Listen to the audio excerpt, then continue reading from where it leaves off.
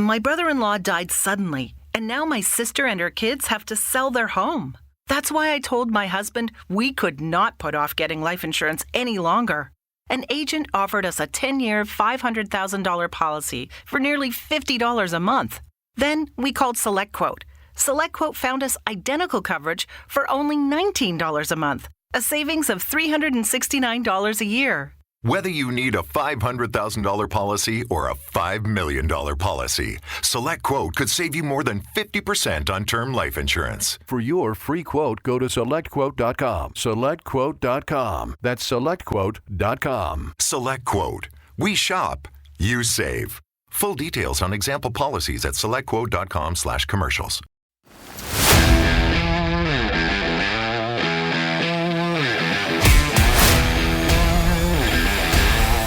Welcome to the Dragon's Lair.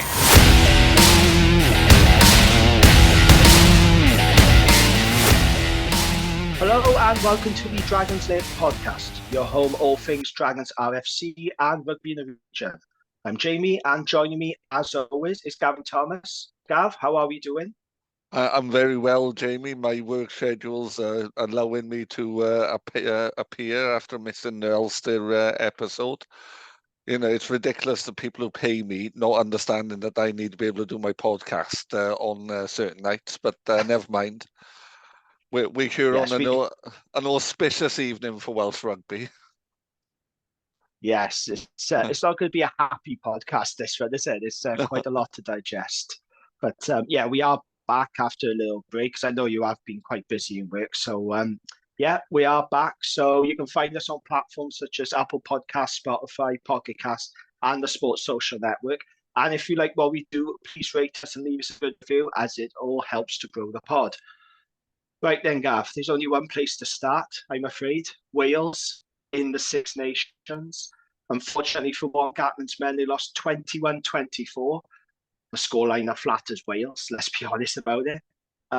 So that means that Wales have slipped to a wooden spoon for the first time since 2003.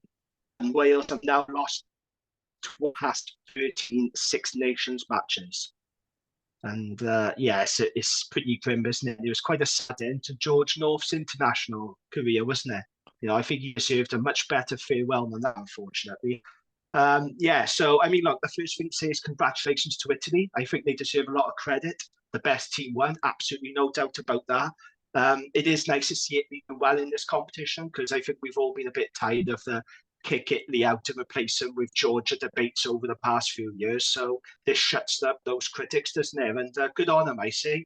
You know, there's a lot of talent in our squad now, and they look a well-coached, well-drilled team, unlike Wales. So, yeah, Gav, what was your take on yet another disappointing defeat for Wales at the Principality Stadium on Saturday? Well, I didn't watch the game live because I was playing myself, and I came off the field at the end of our game, and I could see a bloke in an Italy shirt who I didn't know, but had clearly been told that I was Welsh, grinning at me, and I just I'm assuming it's not going well. And he laughed and held up his phone to show me the score. And that was when I think, well, we were still losing. We hadn't scored a point at that point. And then after I changed and had a beer, you know, I went upstairs to watch the end of it in the clubhouse. And yeah, it wasn't great.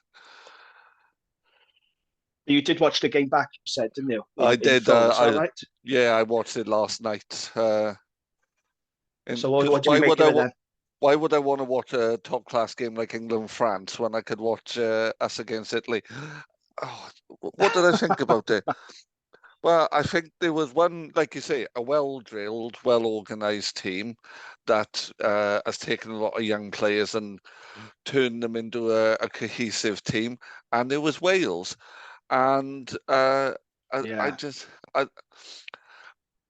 was talking to Johnny McGinty from the Scottish Rugby Pod, and I said last week, I don't see how Italy beat you at all, because I don't think their kicking game is well considered. I think the back's decision making is poor, but both against Scotland and against us, their kicking game was really solid. Their decision making was good. And then you compare us to us, Our kicking game was poor. Our Yeah. centres massively underperformed, particularly Tompkins, who apparently couldn't hold. I spent all morning telling under-10s to hold on to a ball two-handed, and like watching a professional not do it was not great. And I know I know we've got Costello, Costello, sorry, and Lloyd. That's our 10 pairing. Neither of them can manage a game for love nor money, and that's a problem because.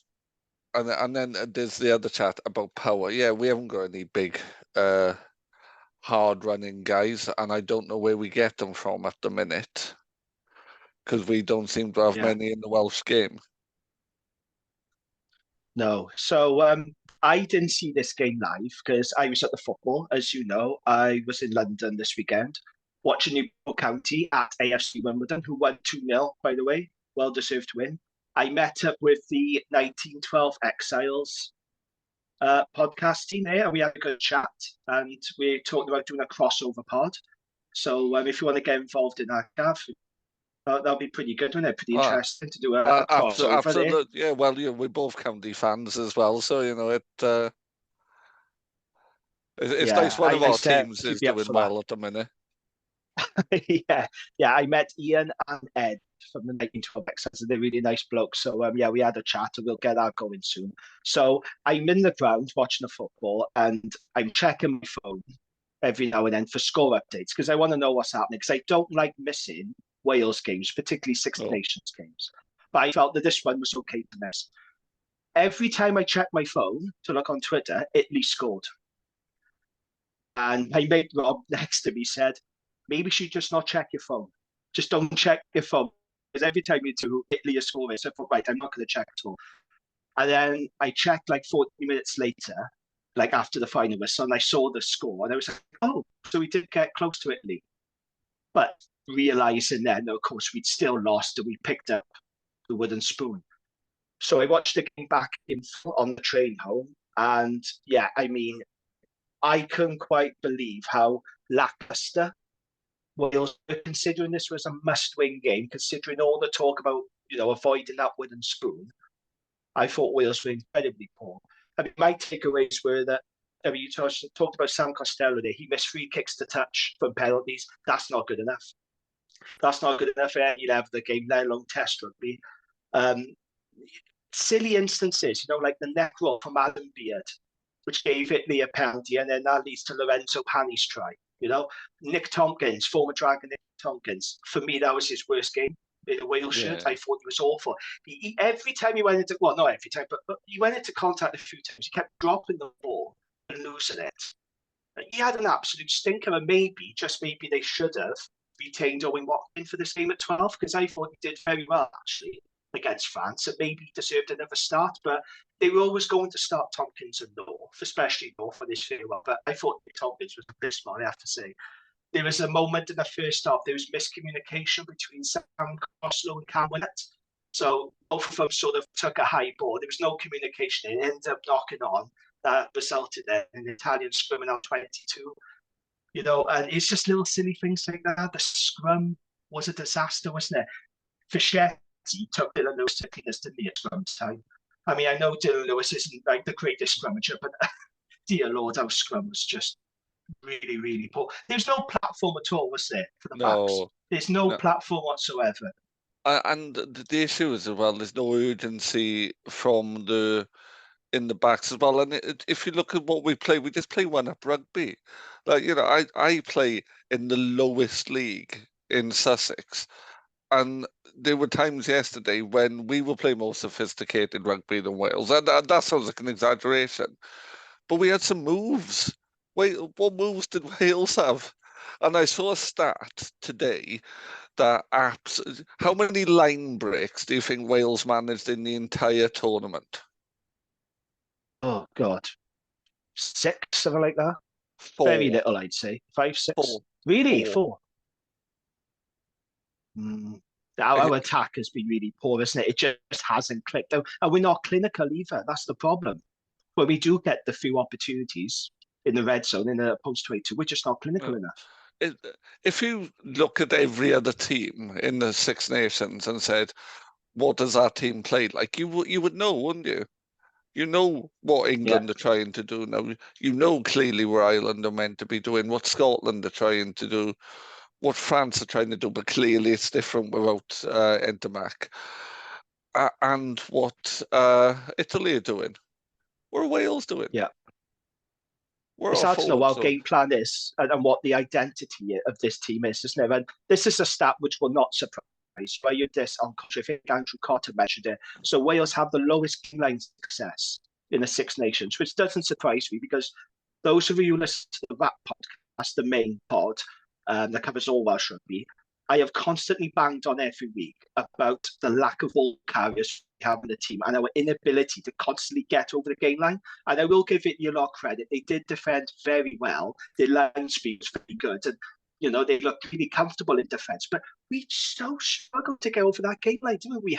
There were moments where we were just going backwards. We just could not get over that game line. But how do we address that problem, Gav? You know, we haven't got big, powerful men in Welsh rugby, have we? You know, we lack that big sort of bastard ball carrier that we talk about. I'm not sure how Welsh rugby addresses that because it's an issue as well with the under-20s. You know, they look underpowered for a long time. Our boys just seem, you know, less sort of physically inferior to other nations. We don't look as big or as powerful, do we? How do we address that? Well, the thing is, you can address it up to a point, can't you? Because gym work will support it up to a point. You know, I like that. I like what Alex Mann is doing, but Alex Mann doesn't look like an international back row. And you know, like he looks lightweight, doesn't he? He's a good player, but I said this on rap. He does look a little bit lightweight at test level. But you know that he needs 15 kilos. So, you know, for me, at least 10 to 15 kilos extra. You know, Mackenzie Martin the same. Could do with, you know, extra kilos basically. And that doesn't make you a big hard runner, but it'll make you slightly harder to stop than being where they are. You know, will Dewey Lake coming back make a difference? Because he's a strong runner, but you need other people rather than one guy in the team who's going to carry. And then I've seen some stuff. Oh, we've lost Reece Carey. He's a great loss. Yeah, he can carry, but Christ, he's worse scrummaging than Dylan Lewis, and that's not something I say lightly. So I don't know how we solve that. So we don't solve that. We try something else instead. If we know we haven't got these big ballsy runners, let's do something else with it. Let's play far more intricate backs moves. Let's play like we did against France before France brought on all their heavy units and just smashed us about. Let's play that thing where we're attacking the gaps to the side, where we're playing our inside ball, we're playing our slightly deeper ball every time. And instead of attacking the line, we're attacking gaps more consistently. It's higher risk, but so, you know, at least it's more effective than running a 16-stone back row forward into a 19-stone back forward and imagining it's going to make a difference. You know, Alex Mann might be heavier than 16 stone, but you get my point. We haven't got those players, so why are we trying to play that rugby? Why are we playing one-up rugby when we've got guys who can't hit the gain line? It's a big problem, isn't it? Let's look for gaps, and let's not do what we've been doing, which is kicking to keep the ball on the field. Because that's fine. If you've got a defence, we haven't got that defence anymore. So let's turn defences around. Let's kick it into touch. Let's play in their half. Let's play no rugby in our half if we can avoid it. Yeah. I mean, I am willing to give Sam Costello the benefit of the doubt because I know there's a lot of criticism of him, but I think that we need to give him time. He is still young. He's still learning his craft at test level. We really do need a game controller, and he is going to have to start learning pretty quickly how to control the game at test level. Like I said, missing those penalties, missing touch run penalties, that's just unacceptable. You know, everyone does it once, doesn't they? But when you keep doing it, no, I'm sorry, that's not good enough. And it does make me think, you know, should you see more Evans in this tournament, because we barely saw him. He come off the bench for like a minute or two against England. Maybe it would be worth giving him some game time. Well, we're limited in options, hopefully Anscombe goes to Gloucester. That brings us a bit of experience back there. Be interesting. I think Josh Adams is run his race personally. And yeah, he's been very disappointed in the Six Nations. I've seen like Cardiff fans on social media say, "Oh, it's the system. He's not getting the best out of it because of the system. The Kaplan doesn't to play." I don't buy that. I just don't think he's been very good. No, I think he's been pretty average, and I like Josh Adams a lot, but he has been average, doesn't he? Gav Davis, I'm afraid. I mean, I don't know what the international future holds for him, but he has been absolutely abysmal whenever he's played. Well, he's only played twice, haven't he? In this tournament, and he's been abysmal both times. I think Thomas has probably cemented himself as scrum half through to the World Cup now. Yeah. Then wingers, it'd be interesting to see what Regan Grace does at Bath next season. Mm. He's prolific try scorer in rugby league. Can he do it in Union? Grady is, I'm still not convinced Mason Grady is a centre, but I can be convinced we can play him on the wing because he's from the Alex Cuthbert, George Nove kind of school, isn't he? Bit quicker. Well, you say that, but he did replace Tompkins, rightly so, because Tompkins had an absolute stinker. I thought Grady was very good yesterday. I thought he made an impact on the bench, and I just wonder, will Gatland do with Grady what he did with Jamie Roberts and turn him into that big ball carrying crash ball centres 12? Especially now with George North, the picture and the centres now that we've got. I just wonder, does he see Mason Grady long term in the centre? What do you think? Yeah, the thing is, yes, and he is a centre probably, but I'm not convinced by him defensively. Because and it's something I know that Lee has said a lot on the Rap podcast about it's very different, an awful lot. Yes. But it is different defending on the wing than it is in the centre. It's very different. Yeah. And Grady's defence at the minute doesn't, it's fine on the wing. It's easier to defend on the wing. Yeah, but in the centre it's harder, and that needs focusing on. Yes, it is said by people who are much more knowledgeable than I am that outside centre is the hardest position to defend. Yeah, in rugby. I would agree. I wouldn't describe myself as more knowledgeable than you, but certainly someone who's played outside centre a long time ago now before I made my slow migration into the forwards. Anyway, I played on the wing last week in a game, and when the fullback kicked the ball over my head, and I had to run 75 metres back up the field, and every hamstring. Can I ask you this question, Gav? Is there a position where you haven't played on the rugby field? No, I've played everywhere. You have actually played every single position. I have played every single position. Both sides, the scrum, hooker, fly half. Fair play. Yeah. I've played every single position in the competitive game, yeah. Yeah, wow, that's good going, Alice. Played only a couple of times a prop, played hooker, loads, yeah. I played all the backline positions, including 9 and 10. Fair play. Not well in any of them. So, but you still played it, though. Credit where it's due, innit? Credit where it's due. Don't put yourself down. Shows how versatile you are.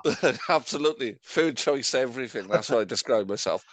But yeah, it's just, we aren't picking players who are doing anything kind of sensibly, really. It's we haven't got loads of choices out there. I think Cam Winnett has played well this tournament.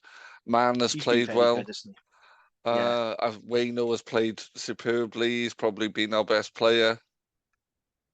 I'm going to ask you about this now. So I was going to say, because this is a Dragons pod. So let's try and cover this now from a Dragons point of view. So what have you made of the performances of the Dragons players in this year's Six Nations? So we didn't see much of Leon Brown because of injury. I don't understand why Wales. Yeah, I know.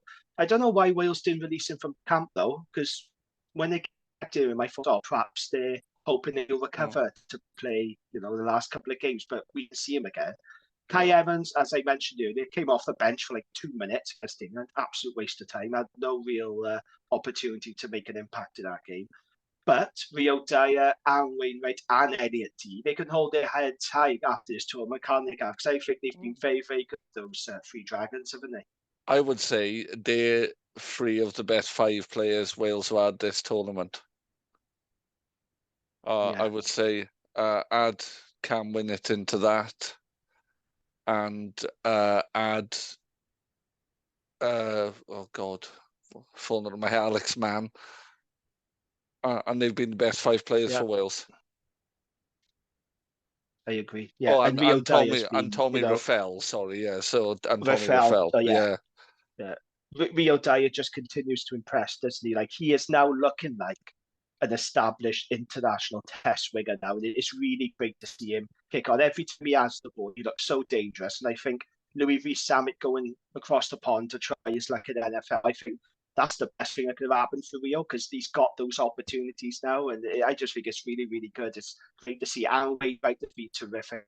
Yeah. He playing the best rugby of his career, isn't he? And it's no surprise since Gatland came back that he's playing his best rugby.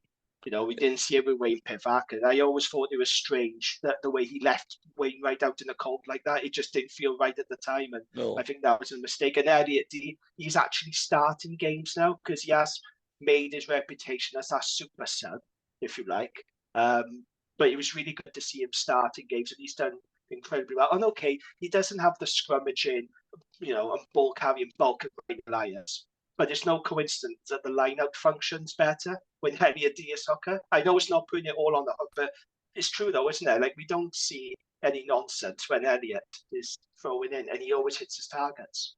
And Elias, for all the he's heavier, he's a better ball carrier. He's not breaking the gain line, though. He's not Dewey Lake. Dewey Lake breaks the gain line. Ryan Elias isn't that player. I would say, like, for instance, with Rio, if you'd said to someone, right, one of those Welsh wingers is a British Lion and a huge reputation in world rugby, one of them is coming through, you wouldn't have said Rio was. You'd have said Rio was the British Lion, the guy with the reputation. Because Adams looked undercooked at best. I wonder if he's fully fit, because we did discuss this on that. Is he fully fit? Because something doesn't look right with Josh Adams in this tournament. I don't know what it is, but I just don't think his head's been in it. Possibly, yeah. Who knows? But I think Rio Dyer, Aaron Wainwright, and Elliot D have been really good in this tournament, and fair play to them. Those guys can hold their heads up high, I think, after that tournament. They've done themselves proud, and they've done the Dragons proud as well. Let's talk about Warren Gatland then. So, I'm sure you are aware of this. After the game, Warren Gatland said he offered his resignation, but he got rejected by the WRU CEO, Abby Tierney. So Gatland was asked by a journalist if he planned to stay in the job until the 2027 World Cup in Australia. And Gatland said this, I quote, "Yes, absolutely. I've made that commitment. I just said to Abby in the changing room, if you want me to resign, I'm quite happy to do that. She said, like hell, that's the last thing I want. That's really what I'm afraid of. But I can promise you we'll go away and review this really carefully. We've already done some review stuff, and we'll work on this that we need to improve." So, Gav, this is the question for you. Should the WRU have accepted Gatland's resignation? Oh, that's a tough question. Right, probably not. But we hadn't really thought about what the next stage are. Even when we sacked Pivac, we didn't really know what the next step was. And Gatland was, we just went back to what we knew, didn't we? Who out there in world rugby is looking for a job that would make a difference to this Welsh squad at the minute? I know Jamie Joseph doesn't have a job, but I'm not sure That's a decent shout, though. He's a good coach. He is a good coach. Whether or not he'd be able to turn our play group into a bunch of adults, I have no idea. But other than that, someone said to me the other day, they said, well, what about Steve Tandy? Yeah, he's doing a decent job at Scotland, but Yes. that's a Gareth Davis call like that, and it's no, it Yeah. wasn't Gareth Davis. What was it? Who did the 2007 World Cup? Why can't I think of any? Oh, it was Gareth Davis, yeah, the former I know what Llanelli you mean, player. but Yeah. yeah, I think Gatland's been quite clever about this, right? Oh yeah, Because he's killed the conversation, hasn't he? first of all, he's shown the Welsh Rugby public that he's taking responsibility, openly coming out and saying, "Yeah, I offered to resign." So that shows the Welsh Rugby public that he's taking responsibility. He's controlling the narrative, which is something he's talked about in his Daily Telegraph column. So he's coming out and controlling that narrative. Like you said, he's killing it now. He's ending that speculation. But also, he knew full well that the WRU were not going to accept his resignation. Mm. That's why he offered it. He knew they turned around and say no, because they have pumped so much money now into bringing Warren Gatland back in, because they sacked Pivak off, they sacked his coaching team off. Gatland got a fat contract, as we know. They haven't got the money now to WRU to be hiring and firing coaches like they have been.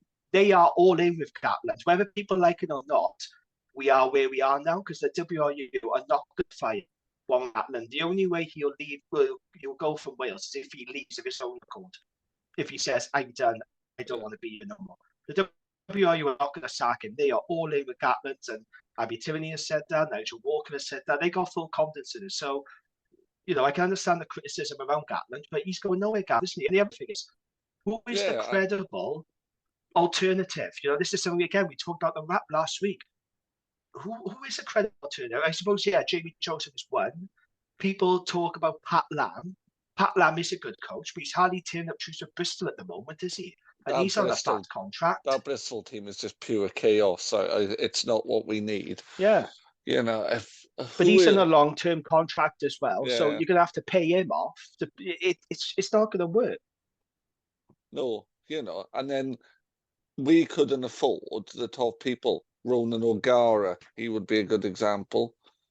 Doing a great job out in France. Would cost an absolute metric ton of money to bring in. And would he want the job? But that's the issue. You got to pay off Gatland, and then you got to pay off to get somebody out of a contract.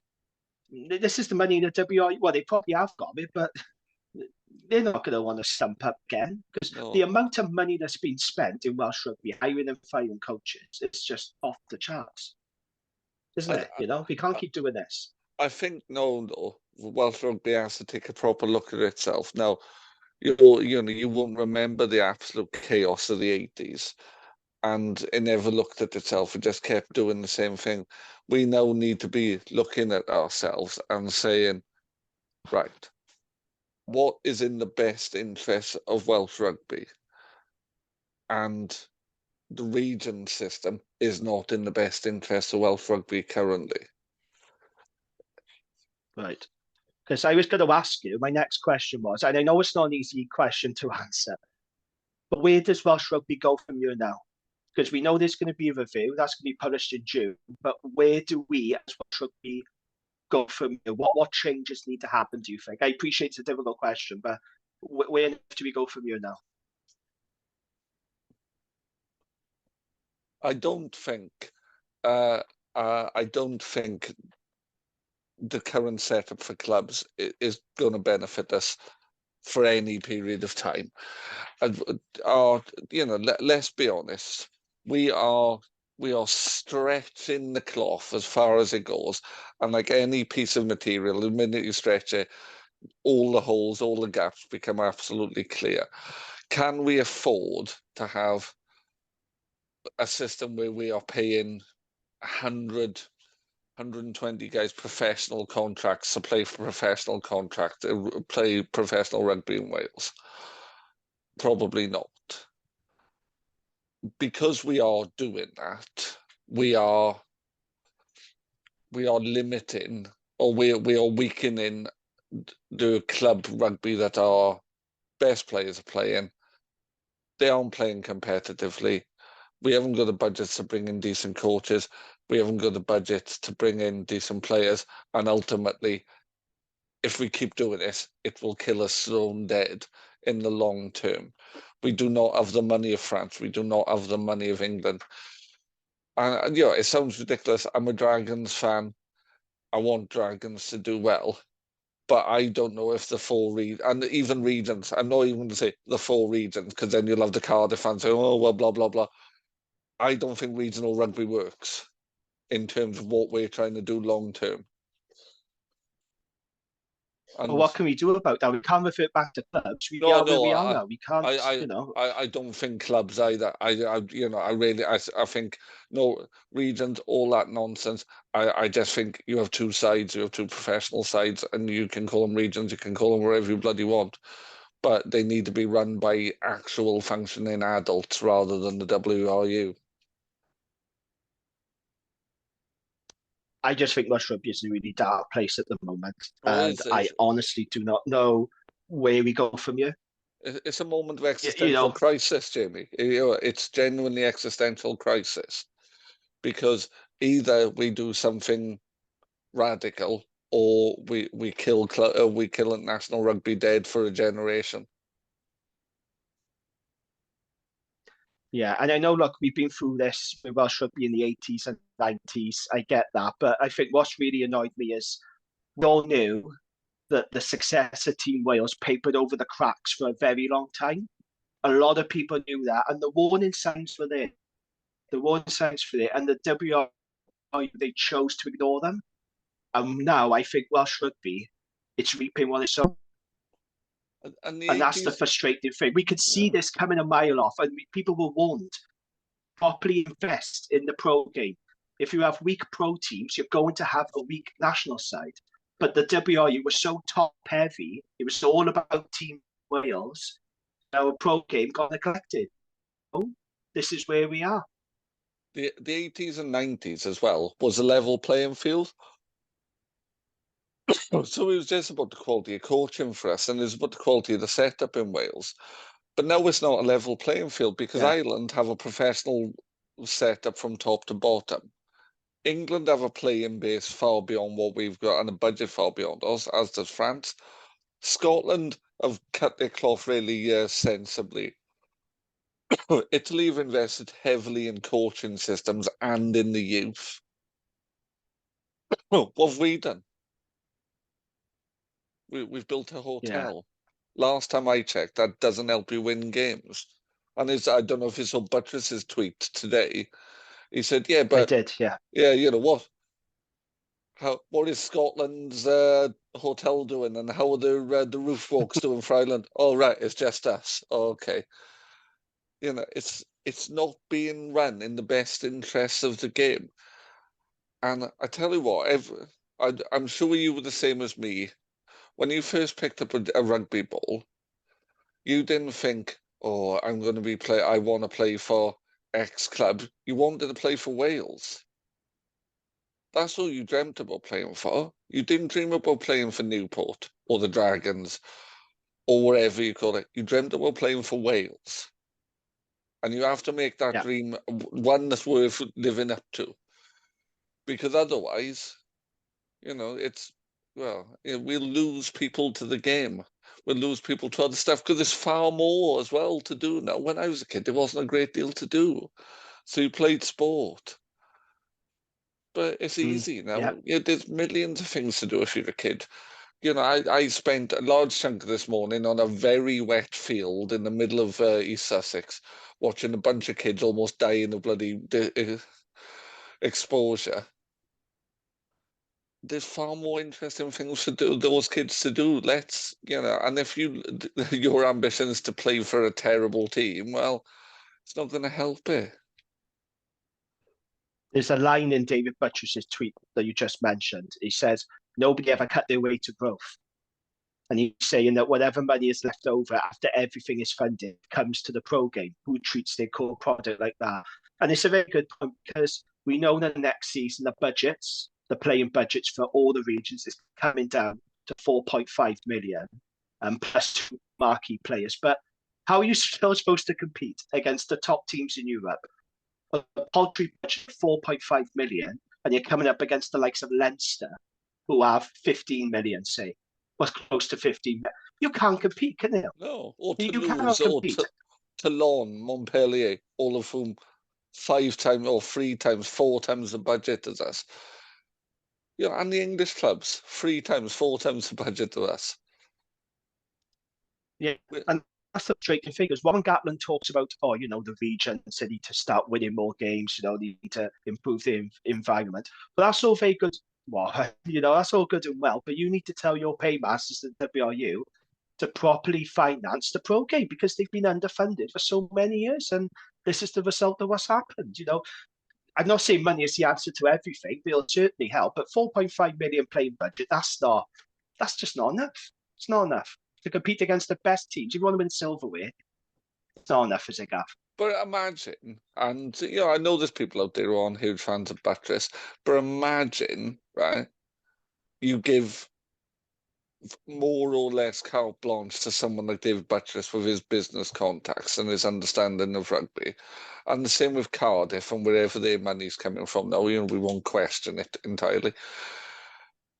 Imagine just say to those people, you run the clubs the way you want them to, and you run them professionally, and in 5 years' time, let's have another chat. And if you're producing top-level players for us in Wales, we'll just let that go, and we'll really keep our hands away from it. Yeah, Because no, there are people out there like David Buttress who know how to make money, know how to run a business, and understand rugby. So maybe it's time to let those guys run the game rather than retired geography teachers. And there's no offense the to retired. WRU needs someone.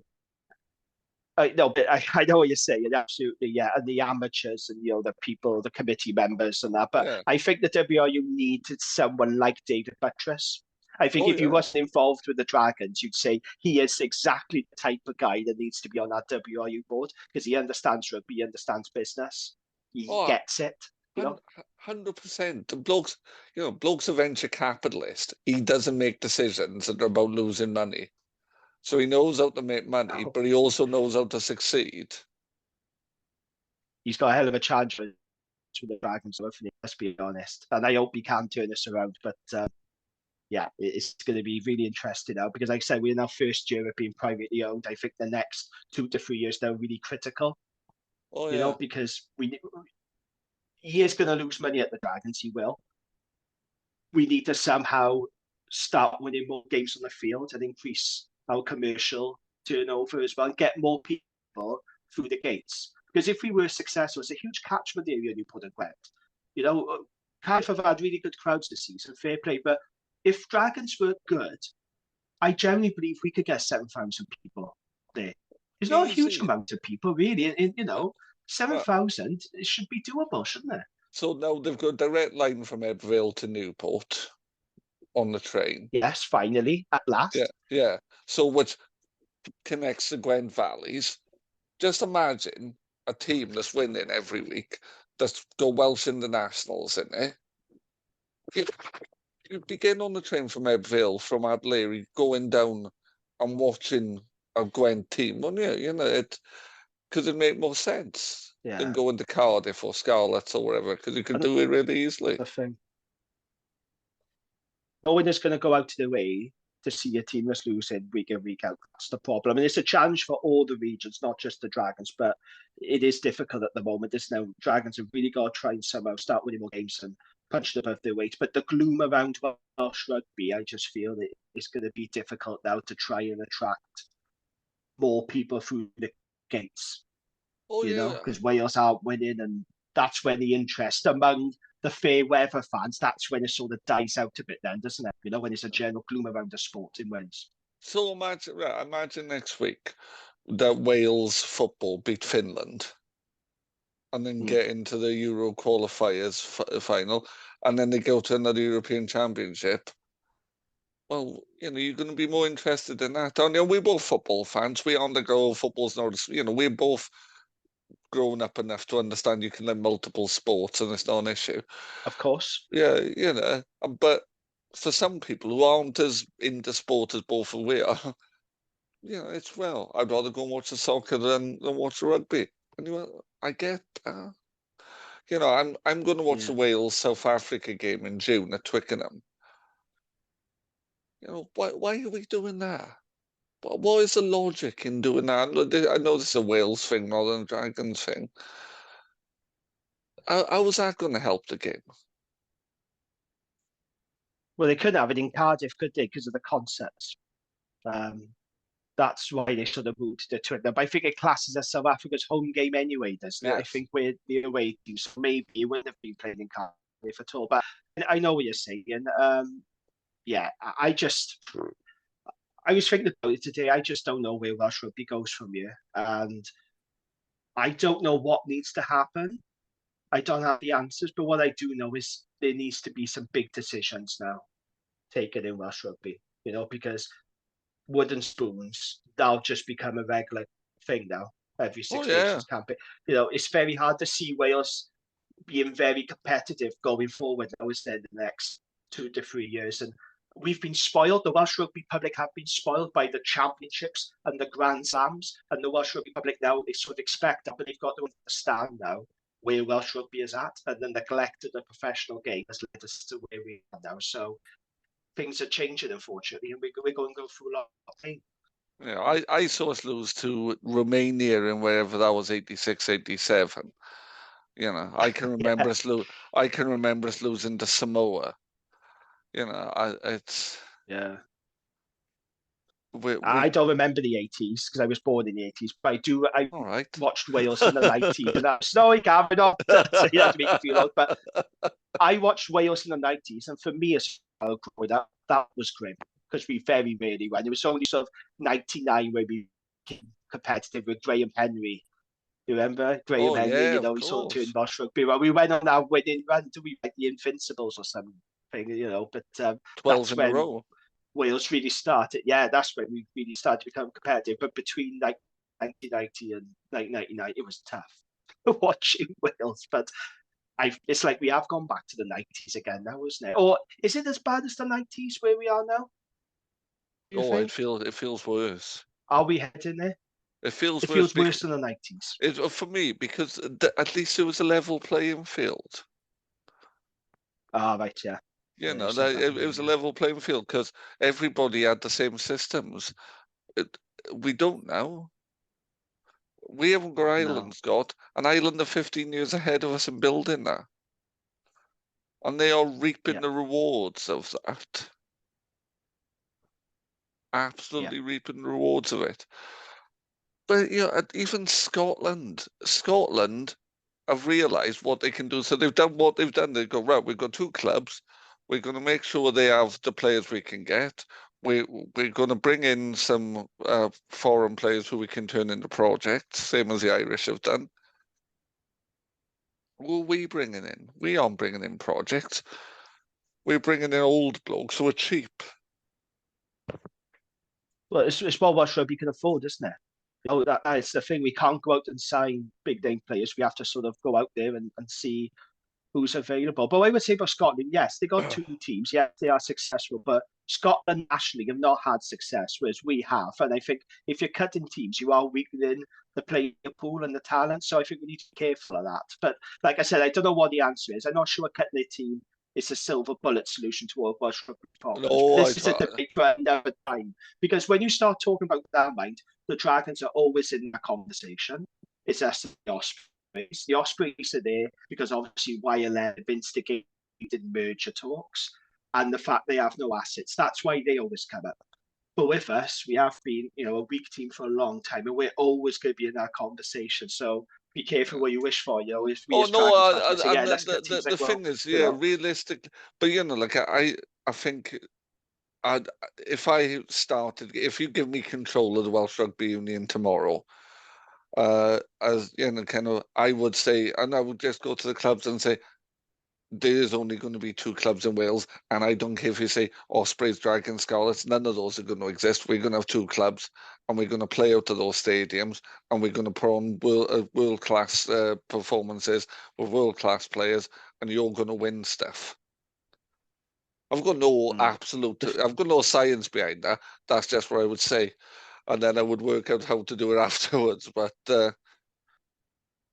I think the other thing is as well, what people forget when people say, yeah, cut it down to 3 teams, cut it down to 2 teams. How exactly do you do that now? Because don't forget, we have 4 independent businesses now. yeah, absolutely. Yeah. It was different before. When the Dragons were under the WRU, technically the WRU, we would have been the easiest team to cut. But that came with financial implications, and the fact that the WRU are contracted to supply 4 teams to URC and European competition. So it's not as easy as people say, oh, WRU should just cut the Dragons. There would have been heavy financial repercussions, big time from it. So yeah. What's the mechanism for closing down a team? No, I'm not just seeing you in general now. I just mean, when people say about cutting teams, it's not as simple as that. No. There's no mechanism now. And the thing is, I don't want to lose the Dragons. Jesus, I lost the club I supported. Of course not. I lost the club I supported in the first place when we went to regions. Kind of within Gwent, I think we lost our club identities far more than anyone else did, because maybe Ospreys as well, I suppose, but because Cardiff and St Leslie were just allowed to continue as they wanted, really. For all it's a region. It was never a bloody region. They just kowtowed to the fact Scarlets were always Leslie, weren't they? Yeah, Same with Cardiff Blues. Yeah. They were Cardiff, and that's fine. They were standalone clubs. They paid £1 million to be standalone, didn't they? If you remember. Yeah. But I embraced the Gwent idea. They didn't play in red, white, and green, but that's fine. Because it represented the place I'm from. But it's like longer term. What does it look like longer term?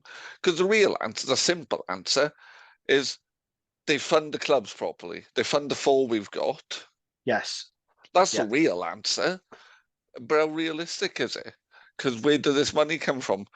But fund them properly. Not what Leinster have got, because that's silly. But give them double what they've got. Give them double what they've got and see what they can do. Yeah. Squidge Rugby did a really good video where he's talked about the WRU. They make the same turnover as the Irish Rugby Union, very similar amounts. But the difference is the Irish properly fund the pro game, don't they? They put a lot of money into their pathways and their pro teams. The WRU don't.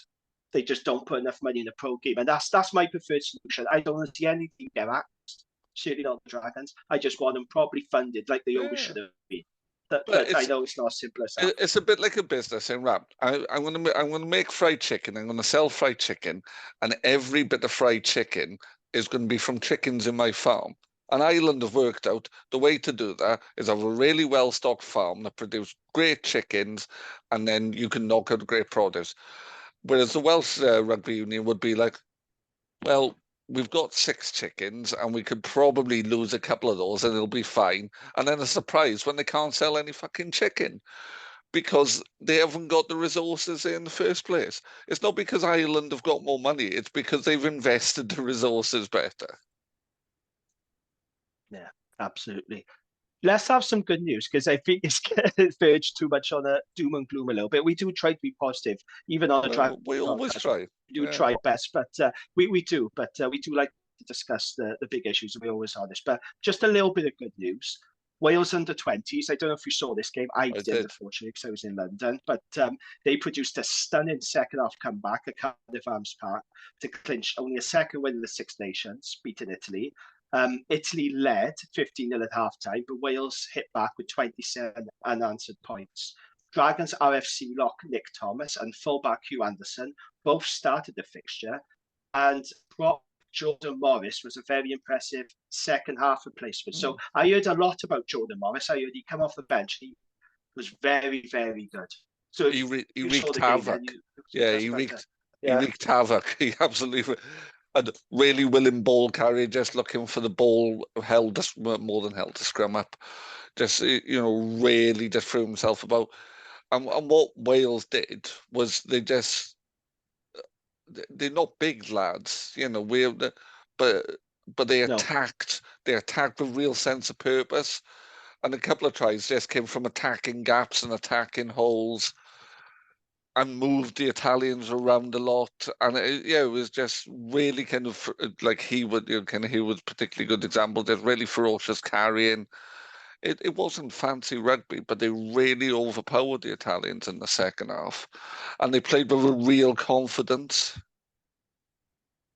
Yeah, that's good to hear, and it's good to hear the Dragons boys doing well, because we had a good portion of Dragons players in the under-20s, didn't we? And Hugh Anderson has already made some senior appearances, so I think we'll see him playing a lot more for the Dragons probably next season. And Jordan Morris, that's a name to look out for. I know he's highly regarded at Pontypool, so maybe we'll see him playing for the Dragons soon. But it's just nice to see young Gwen talent, isn't it, starting to come through and make a name for himself. So that's good. That's some good news anyway. Right. I think we'll move on to your Gwent rugby roundup, Gav. What have you got for us? There wasn't a lot of rugby going on, was there, in terms of the community game? By a lot of rugby, there was one game that happened on Friday night in Newport, and Newport beat Neath 33-26. So Newport are now assured a playoff place.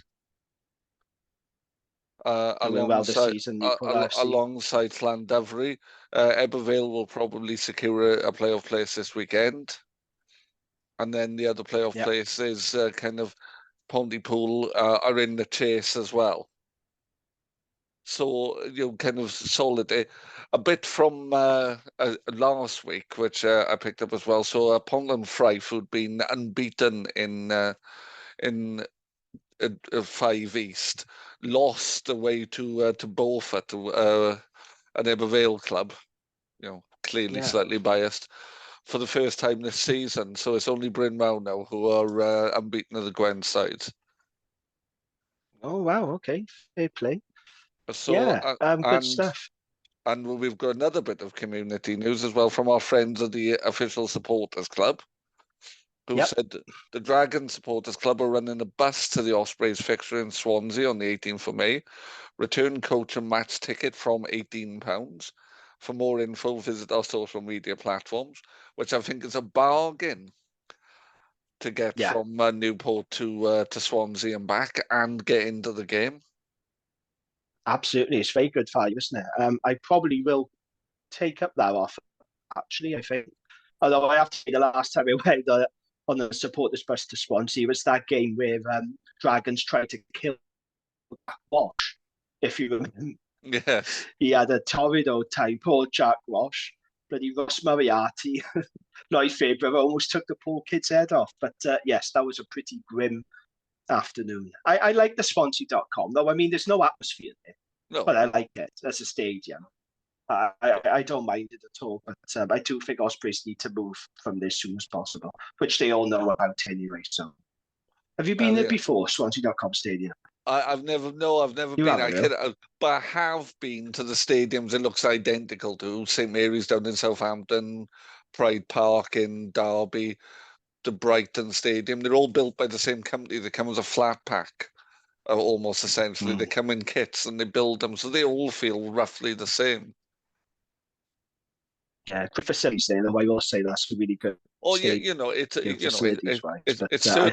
it's certainly better than going to Pontypool Park. No offense to our pooler friends, but it's or to Eugene Cross Park for that. So that which is or Pandy Park in Cross Keys. Oh God, we're just naming parks now. Yeah, well I love Pandy Park. When the river is up, though, and it's like you're in that stand thinking, is this going to flood? Yeah. I've been down Paddy Park for years, so I need to go back. I don't think there's anything better than particularly a midweek game in one of those grounds like Newbridge, another great midweek venue. I've talked about the Knoll. I loved going to the Knoll with my dad when I was younger. It was just a threat of constant violence. I'm a bit of a I'm a bit of a rugby romantic, really, you know. Like, and by romantic, I mean I want to be in a freezing cold terrace in a Valley's town on a Tuesday evening. And what's more romantic Well, it than doesn't that? get much better than that, does it? No, Exactly. Okay, anything else now, Gav, from your rugby roundup? no, that's it, all covered. Okay, excellent. Thank you for that. So next week or this week, depending when you listen to this pod, the URC is back. Best The league. men are Gwent are back at Rodney Parade on. Well, what did you say it was? URC equals perfectly fine league. I think that's what you described it as. Yeah. That's always tickled me now. If URC equals perfectly fine. An utterly competent sporting competition. Yes. So yeah, Dragons are back at Rodney Parade. Saturday night it's a late kickoff, 7:35. I'm not a big fan of that kickoff time, I have to be honest. Playing the Bulls, South African side coming over here. Now, when you look at the league table, so the Sharks are bottom, they're on 10 points. Then it's us, the Dragons, we're on 11 points. The Scarlets are in 14th, they're on 12 points. And then you got Zebra on 14 points in 13th. And then you got Cardiff in 12th on 22 points. So you'd expect them to sort of finish there or thereabouts, really. They've sort of pulled away from that four there. The Dragons really need to start picking up some points, haven't they, if they're going to avoid finishing bottom of the league, because there's a real dogfight now between Zebra, Scarlets, and the Sharks, isn't there? Yeah. You know, the Sharks, they should get better. They should be better. It's mad, isn't it? You look at their squad, they got a lot of Springbok players in it. You look at their team on paper, and it doesn't make sense for them to be bottom of the league at all, does it? It's winning titles on paper, isn't it? Yeah. It's nuts, isn't it? But we really need to start picking up some wins now and some points. We did get a losing bonus point out in Ulster, which, okay, we were well beaten, but considering, you know, I spoke to Ian Frisell on this podcast and I told him we got a lot of players out, like 19 players out. We took a load of kids out there, and to come away with a try bonus point, I thought that was a bloody good effort, even though the scoreboard doesn't reflect that. But I think this is one of those games for the Bulls as well, where we need to take something out of it, because we are big underdogs, as we usually are in this league. When we come out against these teams, they're going to bring a big pack down here, because I remember the last time Bulls came to Rodney Parade, you want to see the size of their forwards, Gav, honestly. They are huge, this Bulls team. They're really, really good side. They're going to a lot of people's favourites to win the URC. So we got it all to do, haven't we, on the weekend? Is this a game where we can get anything from, do you think?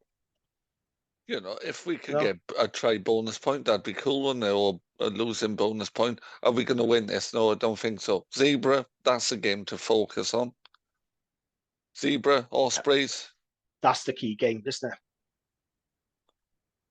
it? Yeah, absolutely. But it's like, for me, how did the Dragons handle the power? Because last time I remember our scrum got destroyed in this fixture when we last played with Rodney Parade, and it's about containing the power of that pack, isn't it? So it depends on I guess if you're the Dragons, what do you do? You know, you kind of chuck the ball about and get a big pack moving, and like you said, what players are available, because we got a lot of players injured. Are we going to have the likes of Harrison Keddy? We don't know, because we recorded this quite early in the week, to be fair. But you're right, it'll depend who's available, won't it? You know, if we got Barrel available to us, that might give us half a chance. But you know, like, you can't expect him to hold up a scrum on his own. No, it could be a tough night for scrums, couldn't it? Yeah. I don't know what the weather's been like. Tell you what is working well. I tell you what is working well for Dragons this season. It's our driving more. Yeah, we got 2 tries out of it up at Ulster, and I know Ulster fans did not like that. They really didn't like that at all. That has become a weapon. I think our line-out for our driving ball has been really good, but it's the scrum yet again. It was underpowered against Ulster, which you expect, and I expect the same to happen on Saturday night. You know, can we get parity up front at least? That's the issue, isn't it? For a game like this. I think what we need to be doing, and like the coaching this week needs to be, let's assume we're under the pump. Let's just get her in and out quickly, and just have a number of things just to do off a quick scrum ball. You know, it literally needs to be fed in, flicked out, moved out. And not an 8 carry. It needs to be 9 just getting her away from there.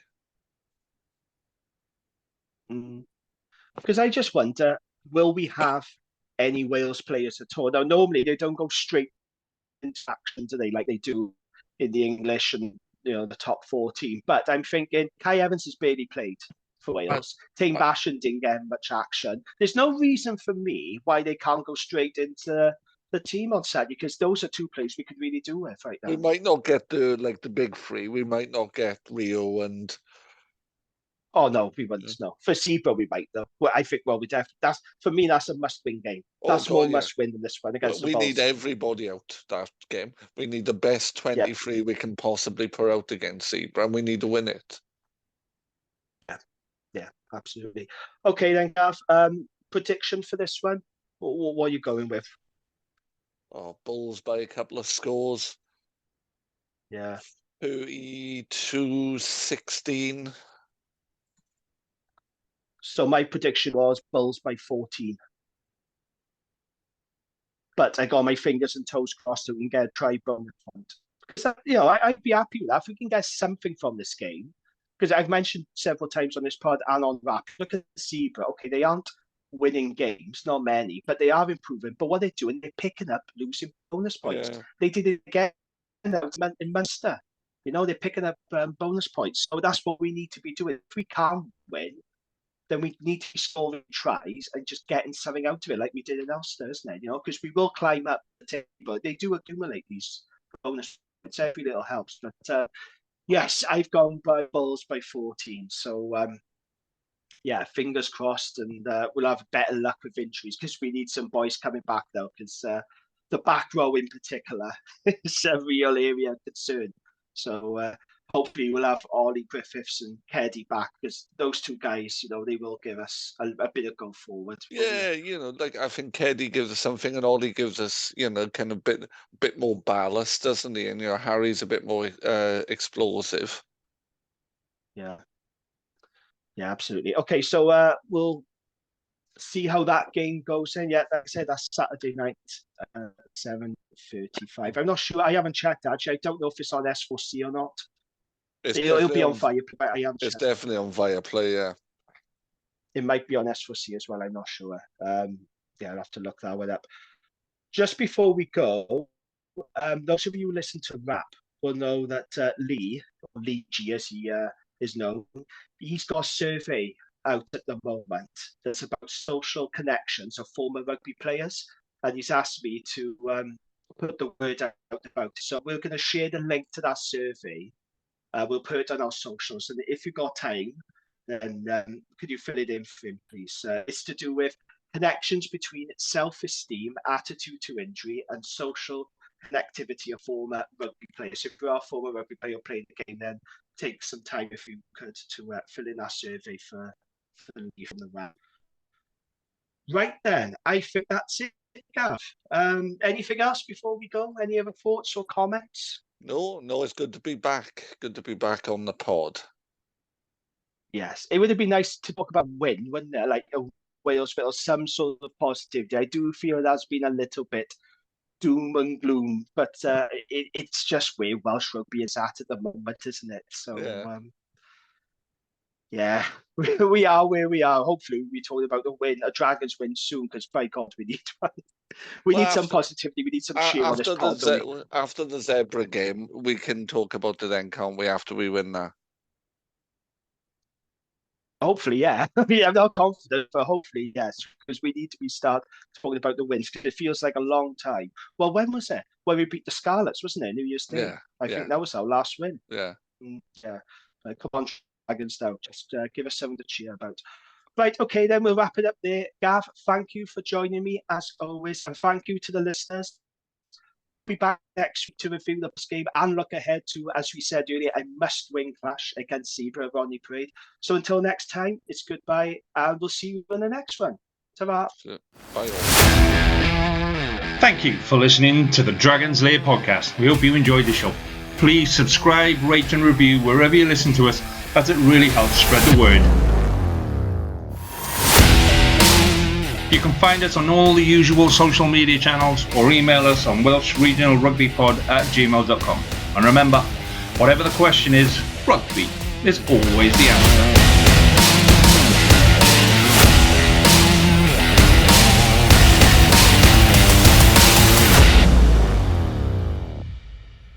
Sports Social Podcast Network.